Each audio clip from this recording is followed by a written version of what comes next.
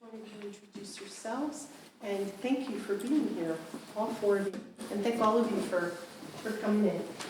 So my name's Kathleen Bojack, and Meg over there is my student that made it through Waldorf education. She was the first class. What I'm interested in, before I tell you a little bit more about my experience, is how many parents here are from the first grade? Okay. How many parents here are from second grade? Okay. How many parents have children in the third grade? Okay. How about the fourth grade? Okay. Fifth? Sixth? Seventh? Okay. Okay. All right. So Early childhood? early childhood, I know. We have a couple of early Oh, there are. There's more than one. Okay. Okay. Great. Okay. So Meg is actually the one that brought me to Waldorf education. We were paying the taxes at town hall, and she was allowed to get one pamphlet because she wanted to take them all. You know, kids, pamphlets, oh yes, I want them all.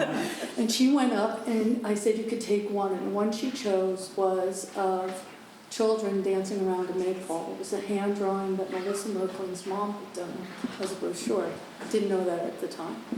And so she gave it to me.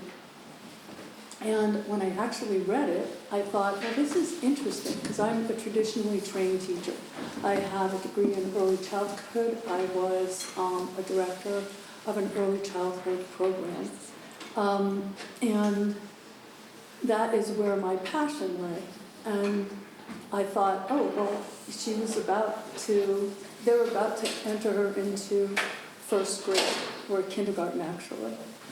And I thought she was too young. She was a November baby. And just so you understand, I said we had to go for an interview. And we went for an interview at the school, and she did everything perfectly. This is a kid who would write her name, M-E-G, go down to the next line, A-N. They gave her this much, they put two lines together across. She was perfect. And they were like, oh, of course she's ready. And in my heart, I knew she wasn't. So anyhow, I met with, I had called up the school, and they told me they were looking for a teacher, and I was looking for a different job. And so I met with Melissa, and I walked into the kindergarten classroom, and I felt like, wow, I'm home. This is it for me. And that was my introduction, and I don't know if it's true for the rest of you, but I feel like for me, this was as much for me as it was for my daughter. And it's challenging, to say the least. It is challenging to be a Waldorf parent. You're going against the grain. It is not an easy place to be. And I had to face many challenges from my family, from Meg's dad, to keep her here. But I knew it was the right place for her. And so coming to this, you also, because it's challenging and you need to be strong, you come to a place like this where there are a lot of people who have to be strong, and they're strong people, a lot of A-type personalities. And that's not always easy in a group. Like Leslie had said, you have an intimate relationship with your child's teacher because they're there with you for 8 years. And there's a reason for it. The thing that Waldorf education gave my daughter was her ability to work through problems.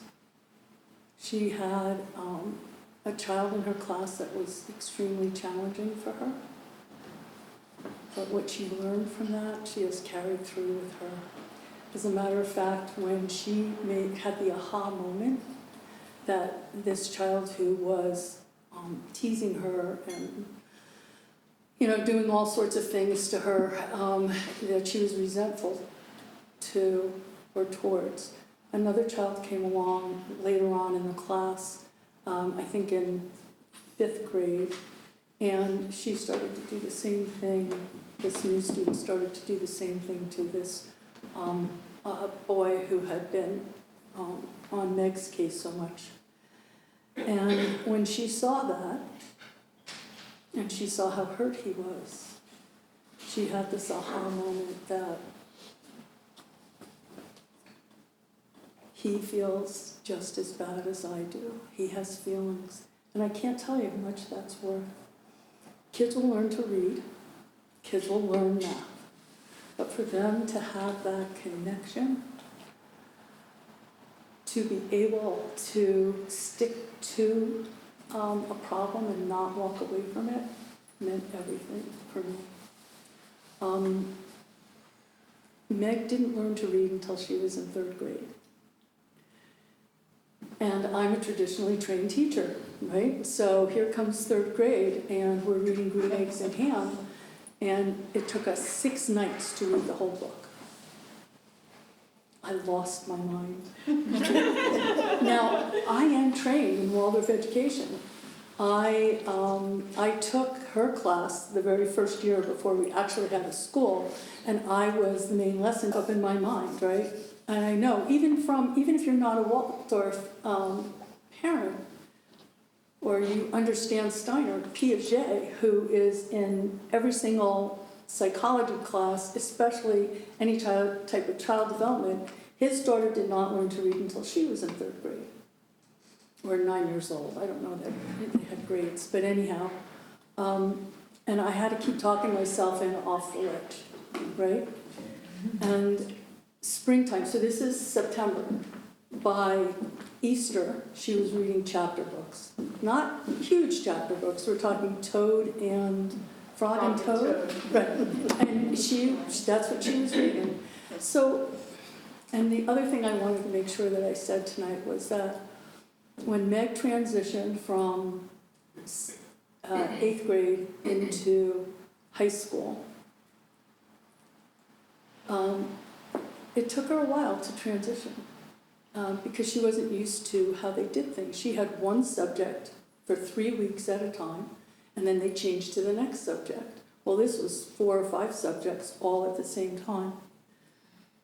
So it took her, I'd say it took her about 4 or 5 months, and in that period of time, we found out that she actually had a learning disability, which we didn't know about, because Waldorf education teaches children visually, kinesthetically, and hearing, and she's auditory. She's an auditory hearer, and she's an auditory learner. So when she missed classes, like right in the beginning, because we are Jewish, we took her out of school, so she missed classes for Rosh Hashanah and Yom Kippur. And she had a hard time making it up. So we had her test it, and we found out she's an auditory learner, and as soon as we recognized that, that was it. We were able to help her. But Waldorf never made her feel other, because they taught her in 3 different ways. And so no matter where a child falls on the spectrum, they will learn what the lesson is because they do these 3 methodologies in any one lesson that the child is learning. Just so you know what Leslie said, when she was in high school, she was pointed to by all her teachers as being this unique student. Where did she come from? Why did she think like this? And it was because of this education, because of what it gave to her and what it provided. I don't know how she would have done in public school, and I thank God that we were able to afford to have her come to this school, because it really supported her in who she was. So I don't want to take up too much of your time. But if you have any questions, I'm happy to discuss them with you. Because from being a teacher as well as studying anthroposophy, I have a lot to say. And a lot of think it might connections. be easier if you have questions to save them. I think Megan and I had thought about at the end that we will have plenty of time for questions and discussions, if that's okay. So if you could just store your questions in your mind. That would be great for the end. Do we want to go in order, or do one of you feel called to? Okay. So my name is Charlotte Bergmans, and I am a parent of 2 alumni HVWS graduates. One is now almost 26, and the other is 22. And like Leslie, they are making their way in the world, as human beings. So they have good days, good periods, bad periods, but on the whole, they're exactly what I think any one of us as a parent would want from a child, right? So that's the good news. They do make it through. Waldorf does not disable them. To the contrary, I think it gives them a lot more resources to handle a very uncertain world. Is how I would say it. So that's the parents' view. I'm not going to really talk on behalf of either one of them. I mean, I think they have their own views, and personally, I fully recognize that the Waldorf education was my choice. They had no say in it, and so I just hope I made the right decision, and only time will tell. But they are good kids, and I'm super proud of them.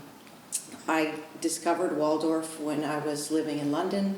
My eldest is Noah, and I had to, put him in preschool when he was still in utero, because it was London and that's what you do. And I was way behind because I didn't learn that until after he was born. So I decided I needed to do a lot of research and figure out what the school system was, and it's very different over there. And so luckily in that research I came upon Steiner and started with playgroups. He did year 1 there in early childhood, and we moved back to the States at that point, and then he spent 2 years down in New Canaan just in traditional education, and then luckily we found our way back up here. He started back in 2nd grade and then made it all the way through a combined 7th, 8th. He was in the 7th grade, so I can talk about that if any of you have questions with regards to that. And then my younger Quinny went to Waldorf daycare. So I lucked out and found a Waldorf model daycare right around the corner from where I live in Reading, and he made it all the way through 8th grade. So Waldorf, right from the beginning. What spoke to me and what I wanted to communicate tonight was that I've always loved learning. Learning has not been an issue for me. I could go to school forever. But the learning that has really hit the deepest and made the most impact and influenced my life, rather than just a cerebral act, is learning that I've experienced in my body, right? So learning that sits because it's either kinesthetically, I've had to use my resources, I've had to use my resources, not just my cerebral resources, in order to overcome a challenge or understand something or get involved, right? And so that was one of the biggest drivers for me in terms of sending my boys here, because it is very experiential. And I think the other important part of it for me is, I think it would be a challenge, and I think a lot of children struggle if they don't understand the why behind why they're learning. And Waldorf places everything in context. There's a why, right? There's the bigger story within which their learning happens, and so stories have a vision, they have a why, they have a meaning, and so that learning, I think, takes on a whole different aspect when taught within that construct. And then I think for me the other part of it is, and this is a personal belief, but that's what drew me to Waldorf, is I also believe learning is, I almost think it's, you can learn anything you want. Certainly now. It's available anywhere and everywhere, right? And in many different formats. But I think learning really settles when you're emotionally in the right place. If you're not emotionally in the right place, then you could spend all the time you need behind a computer or in front of a teacher, and I dare say even a Waldorf teacher, and I think it's going to be a challenge. And so, I think there's a lot of focus because of the way it's structured, because of who Steiner is and how it is, on on the inner life of the child, and making sure that that child is met and seen and heard. And I think that that's really important. So those are my big points. Hopefully you'll have more examples upon questions. Hello. My name is Laura, and I literally was thinking back. Like, I came here 20 years ago with my oldest daughter, who was Claudine, who some of you probably know is the aftercare. So she's my playgroup teacher, I had an elder relative in Europe that studied Steiner and went around and trained people in eurythmy, and she would come to our house and watch the sunset and drink herbal tea, and I thought she was really cool. I made dolls out of nothing, and I thought she was really cool. That's why I was like, this woman is intriguing. And then I grew up in the Bay Area, and I had a couple friends and family that also enrolled their kids in Waldorf school out there. And when I came here, I had our fiddler, I'm a farmer, and our fiddler at the farmer's market was Melissa Workling's husband, and he was like, hey, come join, you should come to our school when you have kids. I was like, oh, okay, sure. And then also we were involved with farming, and Laura and Bill Hill, Warp's Farm, were my friend. We would drive, I would always go to their house, and Laura was like always like sewing something, or like, writing a newsletter. It was pretty cool. I was like, whoa, what? And I remember when I interviewed with Lily, I was like, how much time do you have to spend, and you said, oh, well, whatever you want to do. But I was really impressed, and just like this, there was just so many parents involved in creating the school. It wasn't just like the teachers. It was really, you could see it was a community. So my oldest joined playgroup and then continued through kindergarten, and then there was just kind of no looking back, because she was just so content, and I think we were always like really happy that there was delicious food here. I think my husband was like, they have good food and they work, so that was the reason for keeping our kids in Waldorf school. But I never thought we would stay. I was like, it's too much money, but we just made it work so they could stay, because I just saw them, happy. And my oldest now is a junior in college, and she's studying environmental engineering. And then I have a senior in high school who just is off to school, starting college just a month ago, and is going that route. And then I have a freshman, Stella, who just graduated last year. And I think that, I made notes, but I think it's, the school, it holds children in such a lovely way. Throughout the years. You're with these same group of kids, and your kids really learn to deal with their classmates. And like you said, it's not always easy. It's a bumpy road, but that's life. But for them to really be able to be connected to a teacher and all these classmates, and really get to know them, and have to kind of deal with all those interpersonal things that we don't like to deal with, I think is that's the building of a great human being. And my kids, I always ask them, well, what do you think was your take? My oldest one's like, middle school, it doesn't matter. Once you get to high school, that's when it kicks in. And I think, they leave here with such a love of learning. That's the goal. They are still happy to go to school and learn. And I think so many of their classmates, when they entered high school, were completely burnt out. And they were like, whoa, what's going, bar, no one, so they were really ready to jump into high school, take good classes, so there were other kids that wanted to learn. And I feel too, there's, we're in this digital age now, there's a lot of pressure on these kids. And I just, I work with a lot of 20-somethings, just being as a farmer, and a lot of anxiety, a lot of, so the more that we can hold our kids and keep them in an environment that is nurturing and away from all the tech, the social media, and you're doing your children such a service, because when they get to high school, they're still ready to learn, and they can handle it, and they don't,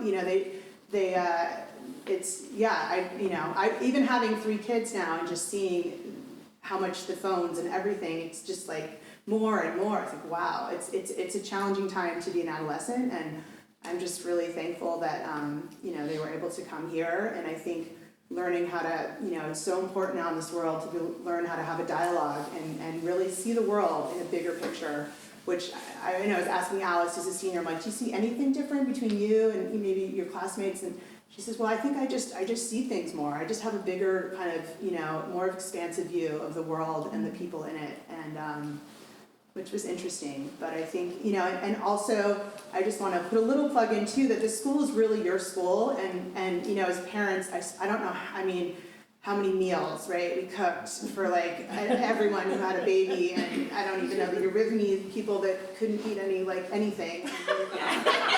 I mean, it's like, but it was all worth it, because the more that you contribute to this school, the more it will blossom and be beautiful. So like, all the activities, and you're thinking, oh, I don't want to do that, but you volunteer. I mean, some of my best friends are from this school. The most lovely people I've met are just like, you know, so like as parents, like, I don't want, like, you're the school you imagine, but you know, it's just such a great opportunity. It's not just for your children, because it's a learning experience for all of us. You know, working with other people, even parents, right? Our children, the parents, learning how to communicate, and so that's really lovely too. And yeah, like I said, I'm in it right now with, college, high school, 2 high schools. So, but thanks for coming. Thank you. My name is David Amger, and with my wife, Karina Bandhauer, we have had 3 children here between 2013 and 2023. Chloe graduated in 2021. Malia graduated last year in 2023. And like Charlotte, I could talk to the dynamic of a combined 7th and 8th grade class. And our son Jameson did the EC and first grade here. I think what attracted us to this school initially was when our first child was born, I had moved, when I got married, I moved from Boston, and this was Connecticut, and it was like a weird place. I've lived in New York City, I've lived in Boston, I've lived in Latin America, and it was just a weird place. But we were looking for community, so we put up flyers saying, parent group. And I think from about 2007 to about 2012, we probably had about 200 families that cycled through that group. And various of them had connections to this Waldorf school. Some of you may know, there's someone in Southbury named Melissa Duda who runs an art and theater studio. Her sons went to the preschool. Some of the parents that were in our children's classes went to her classes.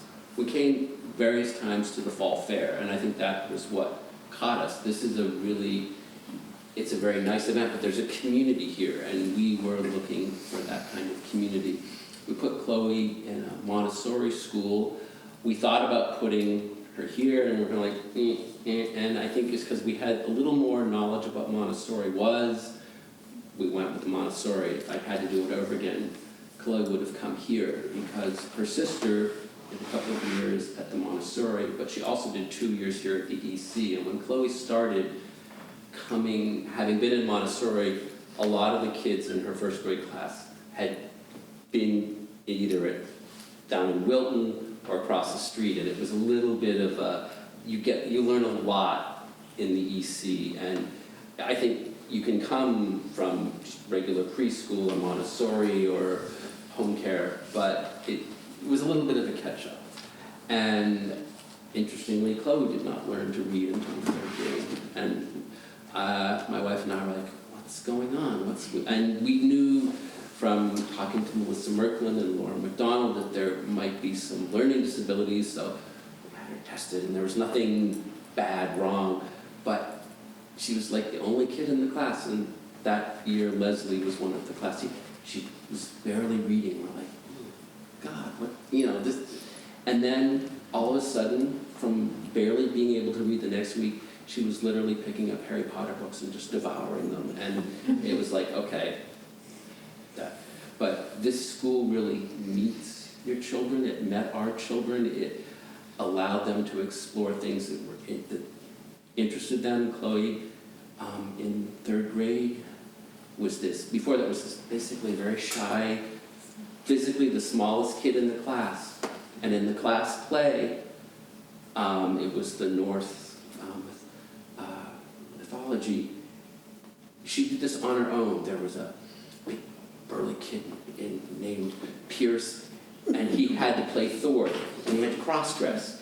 And somehow Chloe knew that it was really awkward for him to put on women's clothes, and she totally played off of his anxiety. And everyone was like, how did she do that? She just knew, and since then theater has been her real passion.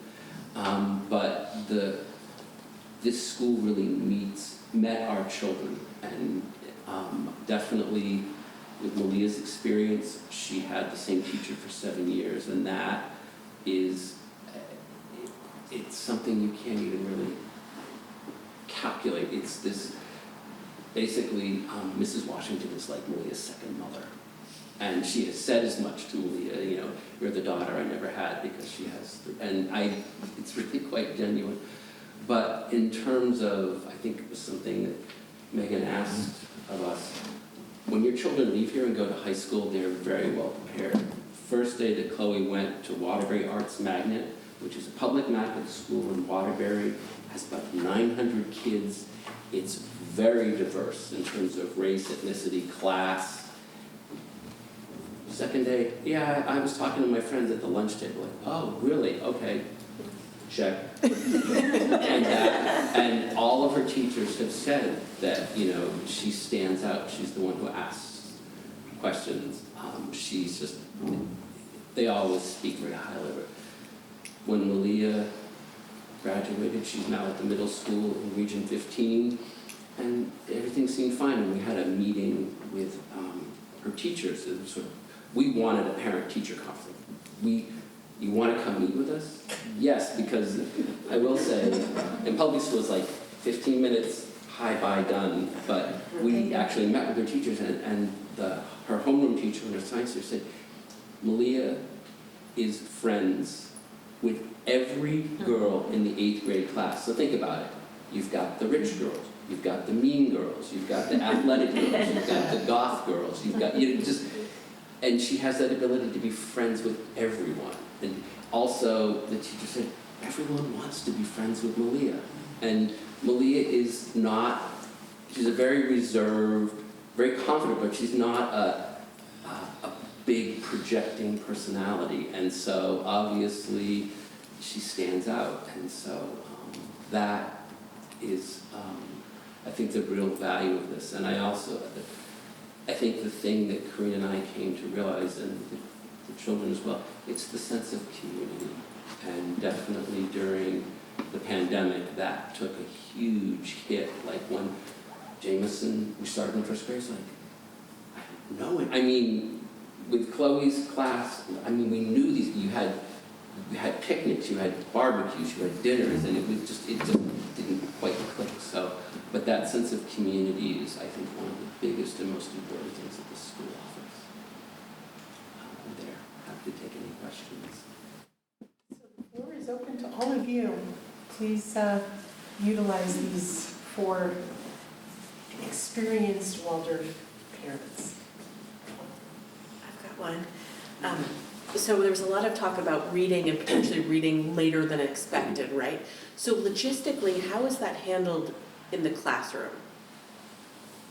It's probably a Leslie I question. Okay. So it really depends on the child. I would say that there you have a big mix. I'm mentoring our first grade teacher this year, and I would say we've got 18 children in there. At least 4 of them are already reading. So you have to kind of scaffold your lessons that you're still introducing the consonants, the vowels, putting them together, going through the steps of our language arts. We have a very broad language arts program that is specific for Waldorf schools, and all the while you're, bringing along the ones, Jonah, for instance. So Jonah in first grade is a reader, so, and he is so super excited about it when they're handing out the books, and the other children are like, you can see they're trying really hard to, Rihanna, okay, that's a B, and I'm matching it up to the desk, but Jonah gets to be a reader along with a couple of other kids, so it's not making anyone else feel bad, but you're still challenging that child who, at this juncture might be a little ahead than the rest of the kids. Got it. Okay. Thank you. Yeah. But- It isn't that we're keeping them from reading though, because we really do have a very robust language arts program that starts in first grade. It actually starts in EC, but it's not like specifically taught the way it is in the grades.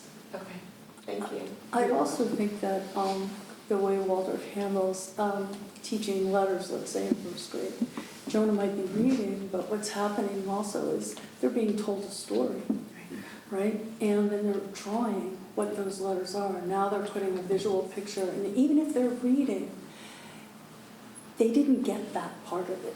So now they are, because reading, if you go with what Steiner says, really, you should start to read when they're 12, not when they're 7, because reading is an abstract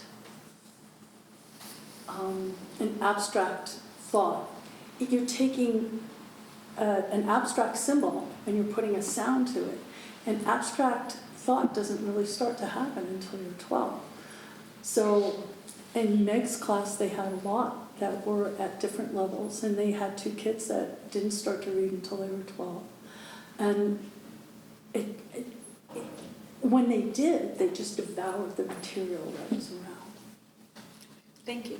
You're welcome. Can I say something? I think also they get the skill of listening to stories and understanding, because you can start learning how to read when you're 3 or 4, but you don't really understand what you're reading. They actually truly understand and listen.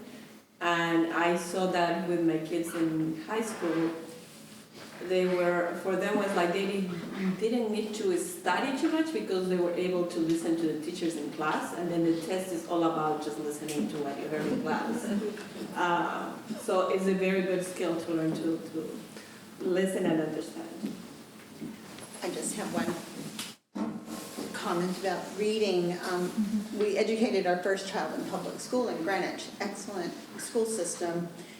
And when he went there from New Haven as an 8-year-old, I was very progressive, and he came home from his class, his 2nd grade class in Greenwich, and he was so mad at me. He said, "You did not teach me the alphabet, and I don't know it, and now everyone's reading and I'm not." And he was actually, they put him in the special education class to learn to read, and I really didn't. I thought, I guess, you can go ahead and teach him, but I really wasn't, there was something in progressive education that I wasn't pushing him to read at 8 in 2nd grade. It was just something natural in me and what I had learned in my education. But the school system saw him as a child who needed a lot of intense help that he actually really didn't need. He needed to be at a Waldorf school. But, and that, when he did learn to read, which he did, he immediately went to the 99th percentile, but that taught my husband and I a lesson. We were like, do we really want to replicate not just that experience, there were many like that in the public school system, and we thought, no, we don't, and we wanted an alternative. And not an alternative, we wanted a different experience that children, that our 2nd child could just be met and just really be a child for as long as she was going to be a child, which is really until she's, 14 or 15. It's really the whole expanse, not to experience such explicit learning at such a young age, and then childhood is just gone, and your kid is really only, well, in my opinion, the child is 11, but they may as well be 16 or 18. You're welcome. The other thing about reading, when children start to read, they know that now they can depend on a word that's on a page. The other thing that kids get from this experience is being able to memorize and remember things. And they're not dependent on what's in a book or on a computer or on their phone. They internalize it. I mean, I could say something just from my experience. I see them do so much work in the EC pre-literacy things, right? Which is why I think that happens later when they just all of a sudden, start to devour because they have the skills built up so well. I mean, I have two different experiences with one child who started here and another, who was in alternative things that weren't Waldorf and what so on.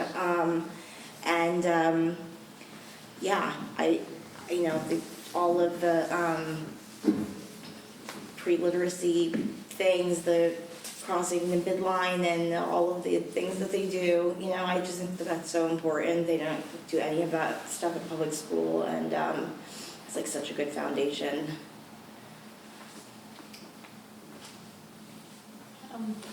How are your high schoolers adapting to, probably doing most of their homework on computers and, They're fine with it. I mean,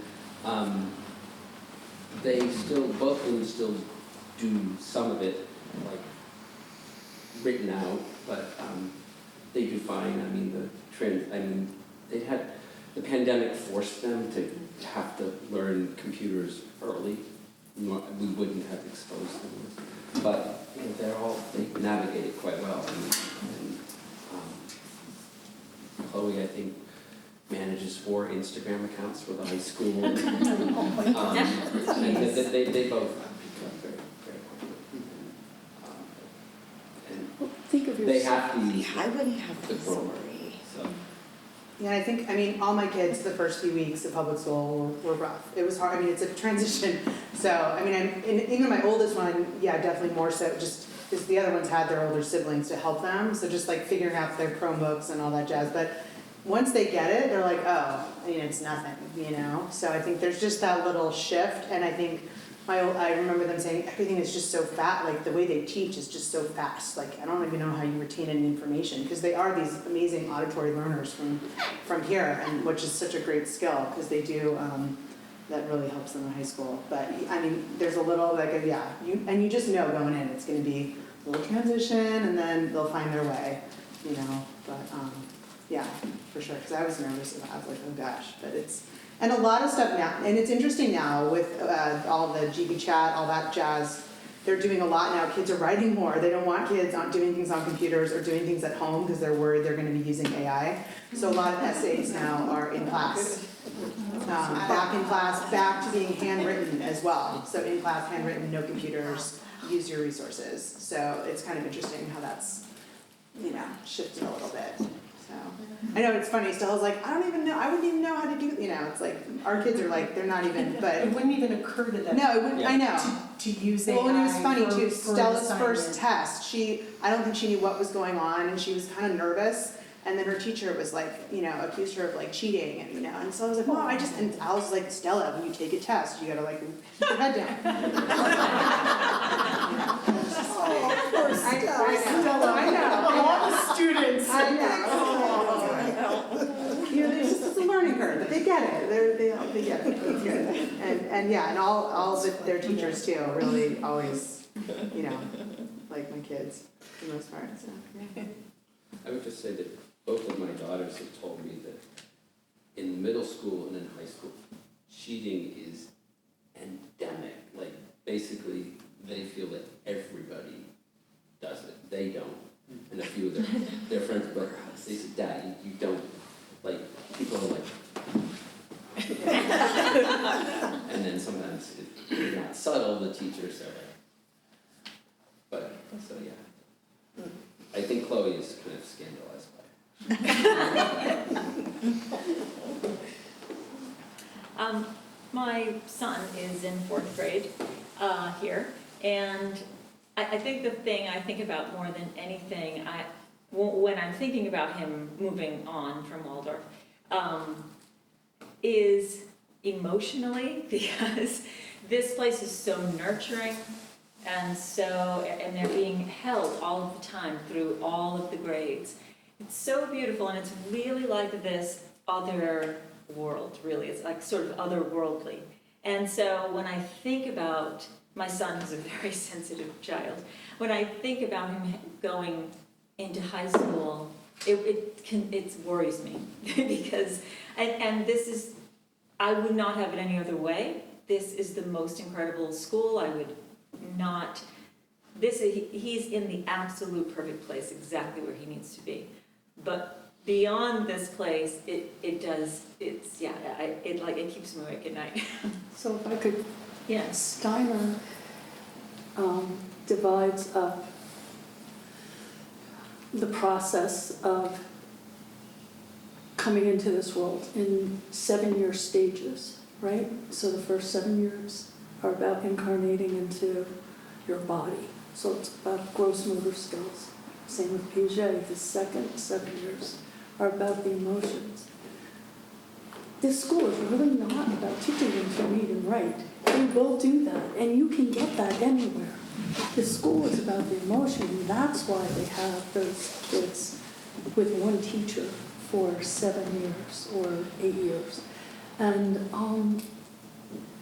so Lydia Booth, who is another founder of this school, the way she had described it to me when Meg was 3 years old and I went to her farm to do handwork before we were even, we had just started a nursery kindergarten.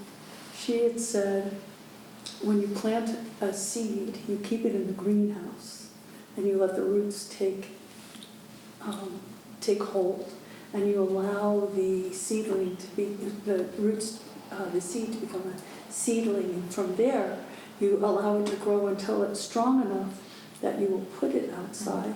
And by the time your son gets to 8th grade, he'll be strong enough to be able to handle what's there.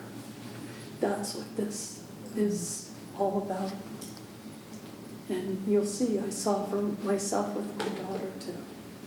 You know, my husband likes to say she lives in a different zip code. And she does, she hears it all the time. And that's exactly what I was worried about too. You know, she's a child who grew up in 2 separate households. She never lived with her father ever full time, so she was divided every other weekend. And that took such an emotional toll on her, and this helped her gain the strength. And when she went to her next school, there were 500 kids there, instead of, what are there here, 150 or something? Or 119, okay. Am I correct, maybe? Yes. And so I was afraid for her. And she did such a beautiful job navigating it because she had this foundation. Shirley, you wanted to also add something, I saw. Yeah, I mean, maybe it's a different way of looking at it, but, and maybe it's easier for me to say because my kids have gone through that transition, but I wouldn't have it any other way. I don't think, I'm a big fan of transitions. I think transitions are huge opportunities. So it's an opportunity, and one of the things I probably learned from both my kids is the more I interpret them in any kind of I'm afraid light for them, the harder life becomes for them. And the more that I believe in them, the more they rise to the challenge. So I think there's a little bit of a parent that is required in this transition, and actually a lot of the parent that's required in the transition, because it's a transition, right? It's one environment to a different one, but all of our kids have gone through it, many other kids have gone through it, and that's a huge opportunity for bonding with your child, for the child to learn, to figure out their inner resources. If you can look at it that way, it's only a positive as far as I'm concerned. Thank you, Shirley. David?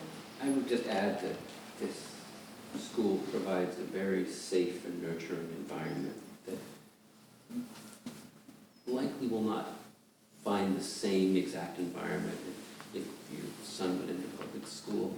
But one of the things that children learn here is self-advocacy.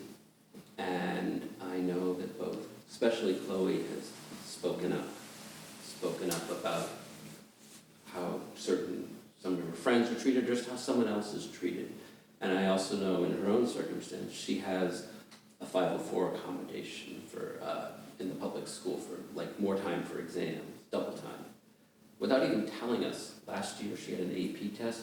She just went down to the guidance office and said, so I had this AP exam in the spring and I'm gonna need my accommodations, right? And she set that up all by herself, we didn't even know. Wow. And That's amazing. a colleague of my wife's that both teach at WestCon, her son was a year, he didn't know that he could get his accommodation. And so he missed the exam, he had to retake it, but because he's a good kid, but he just didn't know, he could just walk into the office or he'd go tell his mom. So that the self-advocacy that they learn here is very important and will serve them very well. I think both in public school, if they go to high school, but just in life in general. They learn how to identify what's going on with them, right? Especially if you foster that. So like, to David's point, they're very capable of advocating for themselves, if in the right environment. My younger one did the same thing. Or just, not just for themselves, they may see, Chloe sees a lot of injustice. She'll take action to change it. Hence why she's on the superintendent's student advisory board.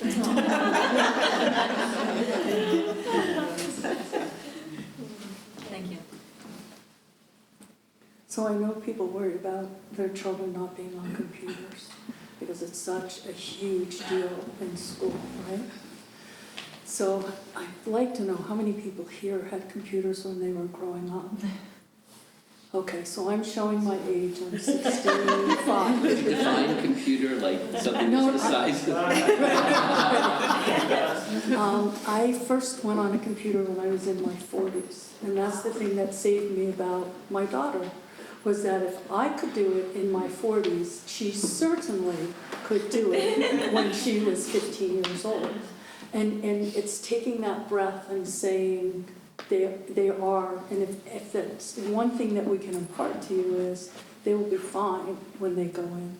One of the things that, again, I'm going to refer to Steiner. So the third set of 7 years is all about the intellect, which is why these kids go in hammer and tong in high school, and they just are ready for it because they haven't been overly inundated with academia here. And it's not that they haven't had a lot of academics, because if you look at Japanese schools, the way they teach math is through music. Well, all of our kids start off in early childhood with circle time. And then they go and they have the recorder and they do a violin for a very specific reason.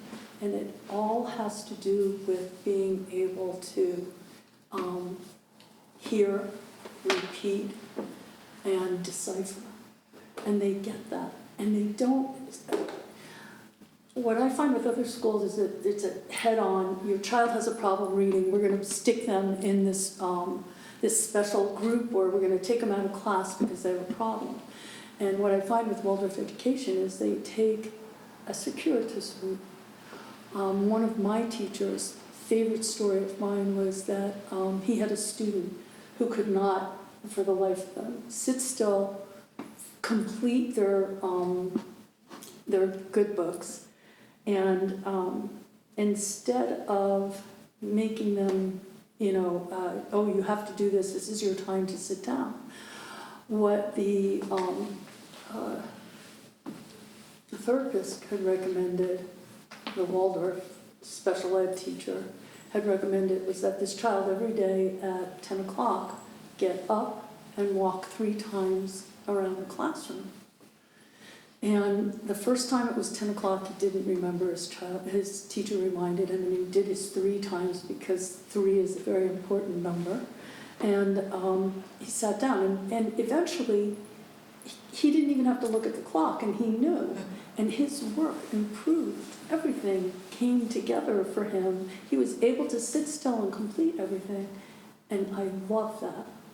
I love that about this education. We had a child in our nursery kindergarten that by the time she got to us, she was a hot mess. and she couldn't sit still. She was fighting with the other children. And it was really difficult, so we did a child study, and we went up to Massachusetts because we didn't have the resources that you guys do now. We went up to a Waldorf school in Massachusetts, and they had suggested that one of us brush her hair when she first came in and to put lotion on her hands. Well, the transition in that child was so amazing that when I had said to Meg, because she heard this story many years later, because of course she was not privy to it when she was younger, and I had said the name of the child, she said, "Oh no, we used to fight to sit next to her." I said, "Yeah, but first you used to fight not to be anywhere around her."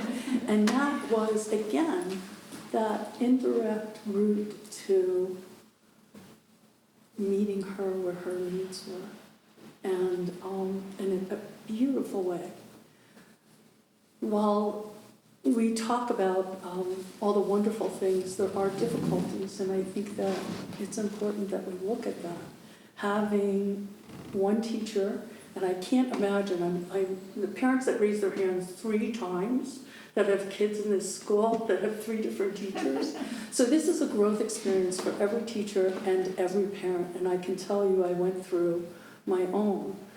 So the teacher and I didn't always agree, and you can imagine having somebody who has experience in Waldorf education, that has gone for certification, that is going for a degree, and having them as a parent in your class. So we didn't always agree, and Meg is a pretty easygoing student, so when they would call me in to complain about something that she was doing that was disruptive, I was like, how important is this? And it would get my ire up. But I had to ask myself 3 questions. Does she want to go to school? Is she sleeping through the night? And is she eating? And if those 3 things were all okay, the problem wasn't with her, it was with me. And I really had to take a hard look at myself and how am I going to meet the teacher, the other parents. And I think somebody had said this about it being such a strong community. You will get out of it what you put into it, like with anything. And it will change you just as much as it will change your child.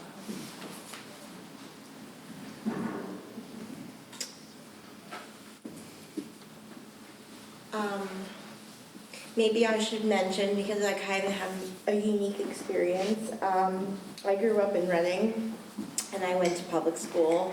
I didn't have a computer. I think we had a word processor when I was graduating from high school. Anyway, I wasn't a Waldorf student. Then I started to babysit. I babysat some children who were students here, including some people who are here tonight. And I babysat a lot of children. I babysat Waldorf children, and I babysat public school children. I could see the difference then. I've been in love with Waldorf ever since. I have 2 girls now, and one is 5, and she's in EC with Isabel, and I feel, like she's right where she needs to be, just like you said. The other one is in a top-rated public school district in Reading. She's at the top of her class. She's really smart. She's also dyslexic. Like everybody said, she's got the reading, even though she's dyslexic. They fixed that for her. I'm very thankful for that. She's got the math. She doesn't have what's here, what she needs. The being held, the emotion, the interpersonal, not just switching from class to class and, forming these new relationships every year. So, I don't know, I just thought I would say that. She babysat my boys. So lovely. And the other thing I think that is important is that in the Wonder School the children don't have grades, so they don't have to compete with each other, and they actually learn to help each other. So as a parent of Waldorf students, I always, when I went to parent-teacher conferences, the teachers will say, oh, your child's always helping others. Because most of the children are like, I want to get the A, I'm not going to help the others. They always wanted to have good grades, but for themselves and not for competing with others. And they were really helpful with other kids in the class. So I think that's a good way to learn, not competing and not having to worry about grades and just loving to learn because I like to learn. I know because I'm going to get an A. They do get grades in 7th grade. That's right. Just want to say. And is the point of that to transition them to get used to it? Yeah. Okay. We're really looking at 7th and 8th grade for our middle school grades to slowly start to prep them for their next increment into their journey.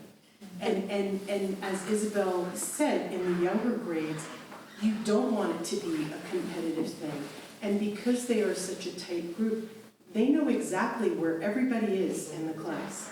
And so, they know that, Charles, is a little slower in math, but he's an awesome hand worker. And he, is already reading. And Susie is, she has a hard time reading, but she's very quick in math and she's always really helpful to everyone else. And those are the places where a class teacher will work with the children to create a community within the classroom. That their first instinct, as Isabel said, is to help. You're done with your work, go and see if Marcella over there needs some help. Maybe you can give her some ideas for her drawing in her main lesson book.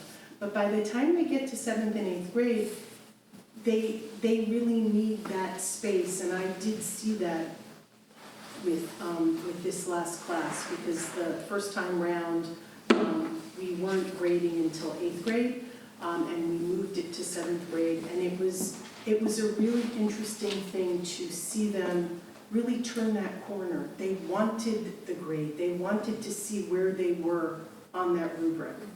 And it wasn't about competing with the class. They wanted it for themselves. They really wanted to self-assess, like, oh, I really prepared for that quiz, and here I really did a good job, and I got my A. And did your children find that when they went to high school that they were okay with the grades and excited, or at least fine?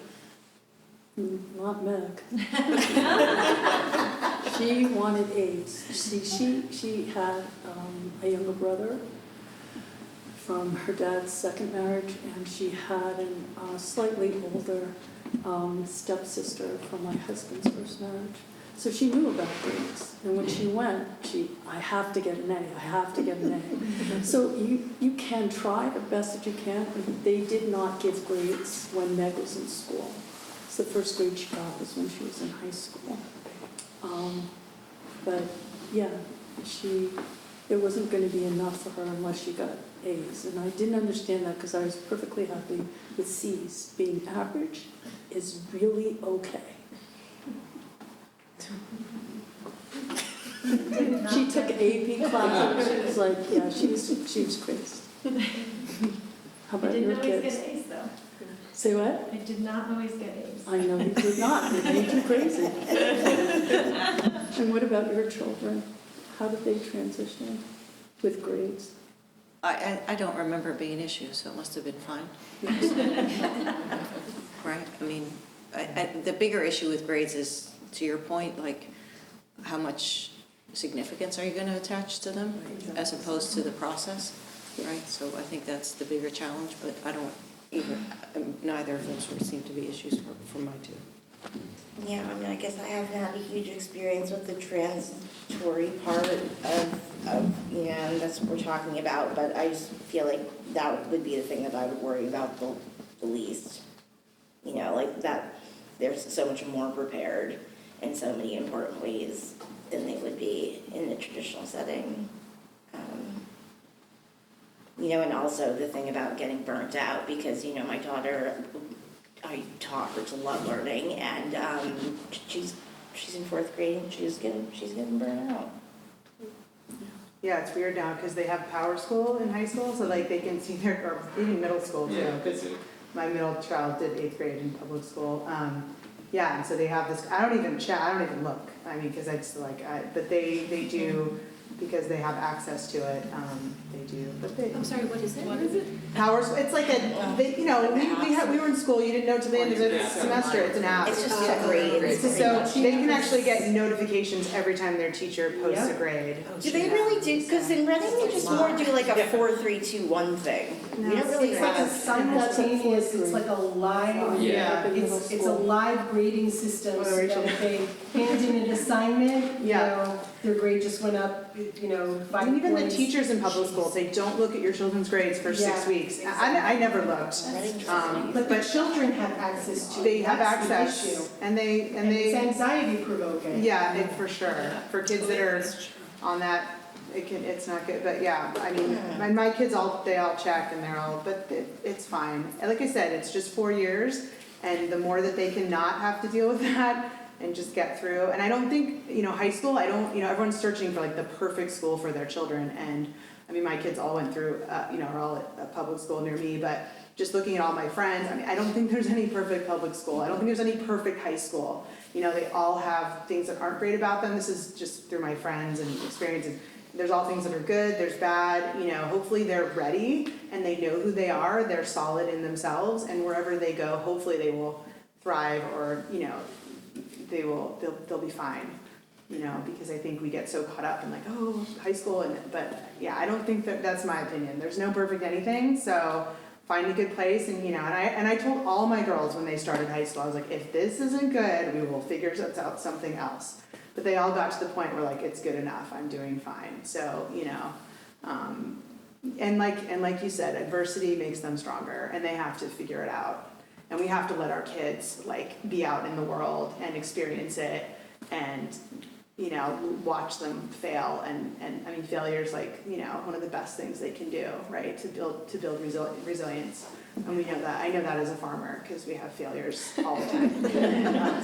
And that's what makes me the person that I am, because I've experienced everything throughout the season. But and then when you have those successes, you have so much joy and so much. So letting your kids have those experiences, that's what's going to build them into the human beings, the great human beings that they are today. So it's funny. I was picking my daughter up. My oldest one is I just picked her up from the airport like half an hour before. She just is rock climbing in Arizona, and in 4 days she's going off to study abroad in Nepal. So they do still listen to you. I was like, Lily, you're gonna go somewhere different, And so she's awesome. So they do, they do get out there and explore the world. So it's good. Yeah. I think that's what Waldorf education does, is make them I mean, it's also the child. It's just too Lily, but it's fun. See their grow and see who they become. So. Tina, had you wanted to ask? I do. So I have 2 boys who are here, and they're, we've been extremely happy with the school, and it's been a great experience for both of them, even though they're, as different as chalk and cheese. And I guess my experience of being a parent here leaves me, and you guys sort of all intimated this, moments of like, euphoria, this is so extraordinary, and look at this child like with 2 languages, and he plays 2 instruments, and then moments of crisis. And like the response so often from the teacher is this like beautiful Waldorf, have faith, have faith, have faith. And there are times when I can buy that, and times when that's really tough to handle. And so in those moments where you have that crisis of faith as a parent, what are the strategies that got you through? Who did you turn to? Did you turn to Steiner? Did you turn to other parents? Did you just don't close your eyes and try to have faith? Or what are the things that kind of sustained you in those moments? I hate to harp on those moments, but Because it happens. that's the strategy, right? That I think we're Parents, facing those is like, oh my God, moments. if this isn't working, we're out. But maybe hold faith. I don't know. When our oldest was not reading by the end of 3rd grade, I mean, we were like, Panic. one, we just wanted to make sure there wasn't something underlying, and there wasn't. And we just had to trust. But I'll share something with you. I mentioned my son. He did at the EC, and he came here for the 1st grade. And it was horrible. He was so miserably unhappy, and it just wasn't working. And I came to the realization that it does not work for every child, and he does have some learning disability. I mean, and I will say he's in 3rd grade now in the public school, and he is held there by a special ed teacher, by a speech therapist, and there are people like Laura McDonald and Melissa Merklin, Mrs. Biggin was here, and Mrs. Bedane. Mrs. Bedane especially helped Chloe working with math, but there are limits to what they can do. And I mean, I'll just say that we realized it wasn't working, and I spent Malia's last year in a sense of very profound grief because he was not going to continue here. And there are all those rituals. I mean, the rituals, and they're very important, and that he won't have. I mean, perhaps in time he might come back here when he's, from middle school, a possibility. But it's a very sad thing to realize that one of your kids is not going to progress like that. But it became very obvious. It just was not a good. And if he was so unhappy, and we hadn't told him he wasn't coming back, and he came to my wife one night and she said, "Mom, could I go to the 2nd grade in public school?" We knew he was. And she said, "Sure. Do you want to?" "Yes." And I think it does. Even the experience he had here in 1st grade, he was able just to walk into that school and I think have a level of confidence, and which even that exposure I think really helped him. But sometimes you look at it, you talk to the teachers, and you just realize it's not a good fit. So, and I think if we had tried to force him, that would have been actually the wrong thing to have done. So. I think you need to check in with yourself first and foremost, just like with everything, right? Like, is this fear-driven, right? And what's the fear? And then you can check in. I mean, you now have 4 people that you can call, right? I mean, truly, right? And people who've gone through it and been through it. And then you have to trust that you know your child, right? And what's right for your child. So there's 2 parts of it. It's like, where am I at and where's the child at? And then you, only after that work do you reach out and ask for opinions. Honestly, because otherwise it's going to mess you up. I mean, that's my own take on it, right? Like I said, my litmus test, those 3 questions. That she was okay. She was going to be fine. Because again, it's not about the academics. That comes later. You're going to get a foundation, but it's really about how is that child going to be able to be a contributor? How is that child going to actually be able to withstand the academics that are going to face them in high school and possibly college and any of the other things that come on down the pike after that? And this is what lays the foundation. And it's not always visual. Like I said, talk myself in off the ledge about her not reading. Green eggs and ham 6 nights? Are you kidding me? I was out of my mind. But the thing, there are certain moments, and I think that's what I held on to too, were those magical moments. Meg's teacher allowed a child who was on the spectrum to come into their classroom, and it caused a lot of problems with the parents. And the kids weren't exactly thrilled about having him there either, because he was disruptive at different times, but the teacher felt that this was an important thing to do. And we had a lot of meetings over it, and there was one family that left but came back. And they were constantly teasing him and whatever, just saying, "Oh yeah, that's just so and so. That's just the way it is." But I had arranged for an overnight at the Maritime Museum down in Norwalk, because our town had done that, and a lot of people didn't take them up on their offer. And I asked them, could I invite this class? And they said, sure. So he went along with 8 or 10 other students. And when they were, and they had a chaperone, so I was there. And when they went into the art room, they were going to do some kind of project. you saw the other kids that were from the schools in my town start to look at him and start to tease him. Well, I saw 10 kids build a wall around this child.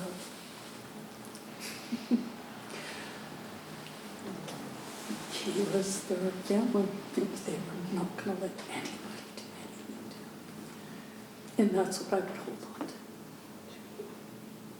I think one last thing is, you probably chose the school for a reason, right? And in my own experience, that reason is something that wish you had but didn't have. And so when you hit those walls where you question, I think there might be, like, at least for me, there was a part of personal growth in it. So like, I was here, I didn't get it. Oh, this is what it would be like to slow down. And oh, what would happen to me if I slowed down? And what are all those fears that are coming up, and am I projecting them onto my kid? Like, most of it's probably about slowing down and living a different type of life. And back to Kathleen's point in the beginning, like, we're here because it's a little bit out of the box, and there's something about normal society that doesn't work. And so, like, that's usually the rub, at least it's my take on it, right? I just wanted to do a quick. There's one more question. Yeah, so if we'll take one more, if that's okay, please, yes, yeah. I was wondering what you would say to like grandparents who are much more like achievement oriented and like in the box. If they're funding your school, that's a different conversation. If they're not, oh well. I mean, really, honestly, I mean, that's part of, at least I'm now being really direct, and I can be very direct, but that's why you're here. And that's what you want your kids to be able to do, is to be able to, like, this feels right for me, and this is why I'm here. And I'm going to take the leap of faith. I'd love to have you join me in that leap of faith, but if you don't, this is what's important for me and for my child. Right? Invite them to events. For that. Yeah, that's magical. Yeah. Not only was I the crazy daughter that wanted to be a Waldorf teacher, I was the crazy daughter that had the 3 children in this school, and my parents started coming to plays and assemblies, and all of a sudden, a light went on. And, you know, both of my stepmother and my dad lived in New York City, and really, are they ever gonna learn anything? And all of a sudden, they saw what they were producing. They came every year to my children's class plays, and they were blown away. So just invite them to events, assemblies, the fall fair, so that they can feel and see the community that is built here, and anything else that either your EC or your grades child is involved in. Some of the projects that the children present at the end of this hallway are state and South American projects that our 5th, 6th graders did, and they present them. So at a very young age, the children are presenting an assignment, a project, starting from 3rd grade. And so by the time they get to 8th grade, they are presenting their 8th grade project and acting the Shakespeare play, and it is impressive to see that progression. So have them come in, because they see the classes, they see their classmates, and it's inspiring and very impressive. And as the kids progress and get older, they're also going to see it in the way that they show up, the way that they show up with them, the way they show up with their cousins, with their friends, with their parents, the relationship they have with you guys. Like, it gets easier as the years go on.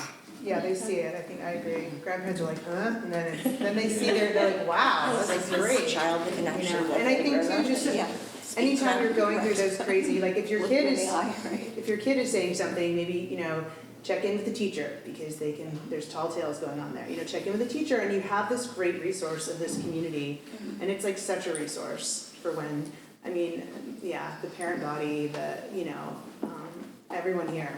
I mean, you're never going to find a place that's like so invested in your children. So use it.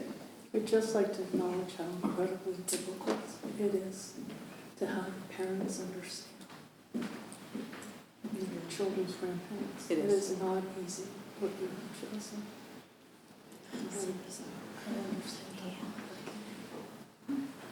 I wanted to just emphasize what Kathleen had brought earlier, the second part of childhood that is so crucial. and the parent of a 12-year-old who will soon be 13 in 7th grade, and how social, emotional this period is for this child and all the children in her class, and how incredible it is that she can, that's not taking hold of her like wild horses, but she's being held by the community. And tonight she was being tutored in math, and it's not even, at this point, it's not tutoring as much as it is being challenged with math and loving it. And I'm just like, this is like night and day from my first child to my second. And here she's doing these incredible math games that I'm like, man, that is so hard. How are you even figuring this out? And all because of her math book. And we were so worried about mathematics, and here she is doing all this incredible math. And it just made it, it really, I wasn't worried about mathematics, but my husband, who's an engineer, was worried about mathematics here. And then now he's like so happy he's so confident in his choice when, 2 years ago he was like worried about his choices, but now he sees how she loves math, and it's complicated.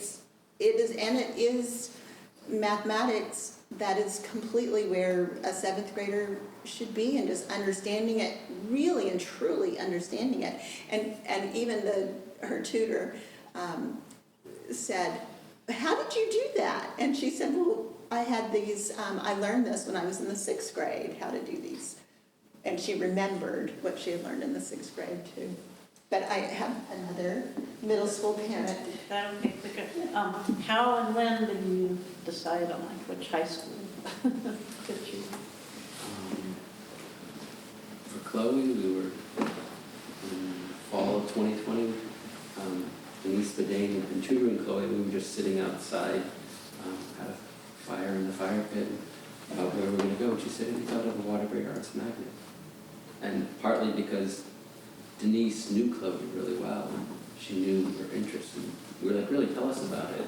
Oh, and her son went there, and that was pretty much it. With Malia, she has 3 options, she's had 4 options. One of them she's taken off the table, but she knows what she wants. Her interests in science and math and art are sort of guiding her. So. Is there testing involved?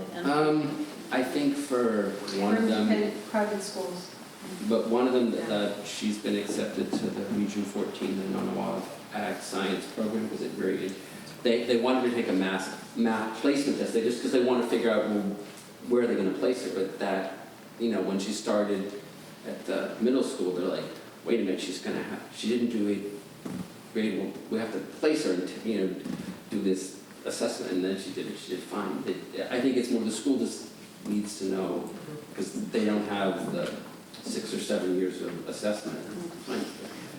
It was the first test she'd ever taken, and so it's fine. But I think very much we let them make the decision. Same thing, they just had to take placements tests just to figure out where they sit. Yeah. But that's it. Yeah, our school, they just asked us. And you guys might have it easier. It would be great if you could hook up with a parent who has their children in the high school that your child might go to. Yeah. Meg went to an all-girls school. She chose it, we didn't, but she had to do an application. And so she became known as the rainbow child. She did her application in rainbow colors. This is 15 years old. Every single page was a different color as part of the rainbow. And they absolutely loved her. And I love the school because the head of school there knew Waldorf education, knew what it was about, and understood that she was going to have to go through a transition period. And that's the most that you can do, is go to the high school and let them know that your child is a Waldorf student and that you want their help in transitioning, because they haven't been exposed as much to the technical aspect of it, which isn't very hard because they'll have everything else that's in their toolbox in order to be able to be in a high school. And I just want to say one thing. As a traditionally trained teacher, I had worked in the public school and had taught 6th and 7th grade, and I wanted to avoid it at all costs. I hated it. It was just absolutely horrible. And I thought when Meg was in her middle school years that she would go and live with her father, because I really didn't want that age at all. But it's exactly what you had said.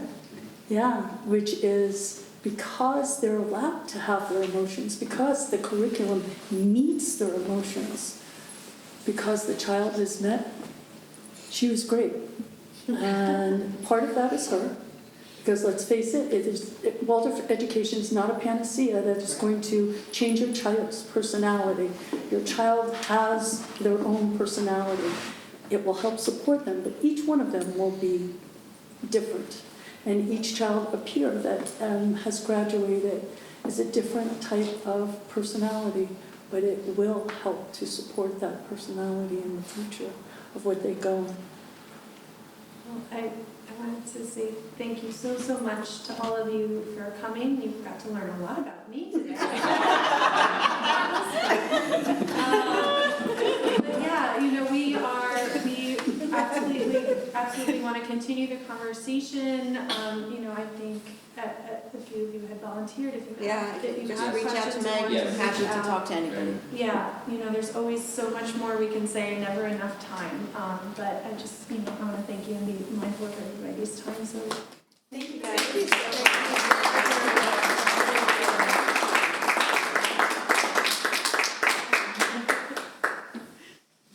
Thanks for choosing or considering Walden. Yeah.